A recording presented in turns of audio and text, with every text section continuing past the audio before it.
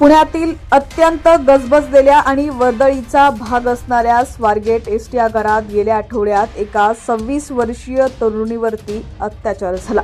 या घटनेनंतर पुणे पोलिसांनी शिरूर जिल्ह्यातील गुनाट गावात जाऊन पळात शोध मोहीम राबवून नराधम दत्तात्रय गाडे याला अटक केली होती। पोलिसांच्या हातात सापडल्यानंतर दत्तात्रय गाडे उलट तरुणीवरच आरोप करताना दिसतोय।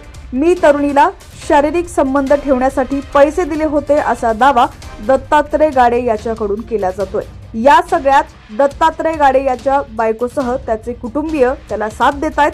मात्र या सगळ्या निर्लज्जपणाचे पितळ उघड पाडणारी माहिती आता समोर आलेली आहे।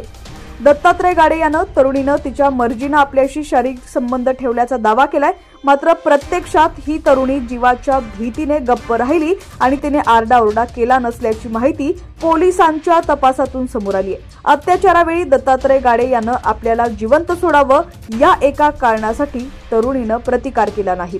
दत्तात्रय गाडे हा आपण कंडक्टर असल्याचं सांगत शिवशाही बसमध्ये घेऊन गेला। त्यानंतर त्यानं बसचा मुख्य दरवाजा आणि चालक व प्रवाशांमध्ये असलेला दुसरा दरवाजाही बंद केला। त्यानंतर पीडितेने बसमध्ये कुणीच नसल्याचं पाहून खाली उतरण्याचा प्रयत्न केला। मात्र दत्तात्रय गाडे यानं तिला सीटवरून ढकलून दिलं।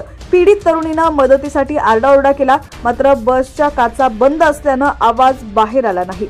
त्यानंतर दत्तात्रय गाडे यानं पीडितेचा गळा दाबला, त्यामुळे ही तरुणी प्रचंड घाबरली। आपल्याला जिवंत सोडावं यासाठी ही तरुणी दत्तात्रय गाडे याच्याकडे याचना करू लागली। याचाच फायदा घेऊन दत्तात्रय गाडे यानं तरुणीवरती अत्याचार केले। या तरुणीला कोणत्याही परिस्थितीत आपला जीव वाचवायचा होता।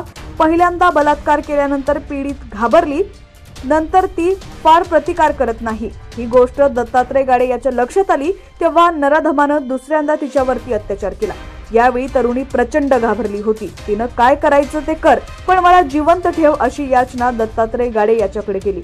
त्यामुळे दत्तात्रय गाडे याचं काम सोपं झालं। दत्तात्रय गाडे हा सराईत गुन्हेगार होता। त्याचे कुटुंबीय त्याला वाचवत असले तरीही त्यानं यापूर्वीही एका महिलेवरती असाच प्रयत्न केला असल्याची माहिती पोलीस तपासात समोर आली आहे। मात्र संबंधित महिलेनंही घाबरून हे प्रकरण फार पुढे नेलं नाही। या पीडितेनं दत्तात्रय गाडे याच्या विरुद्ध केवळ चोरीची तक्रार दिली होती। दत्तात्रय गाडे हा दिवसभर गावामध्ये थांबून तो रात्री पुण्यात शिवाजीनगर, शिरूर, स्वारगेट एसटी स्टँडवर महिला सावज हेरायचा अशी कबुली त्यानं यापूर्वी पोलिसांना दिली आहे। यापूर्वीही स्वारगेट पोलिसांनी जानेवारी महिन्यात मोबाईल चोरीच्या संशयातून त्याला स्वारगेट स्टँडवरून चौकशीसाठी ताब्यात घेतलं होतं।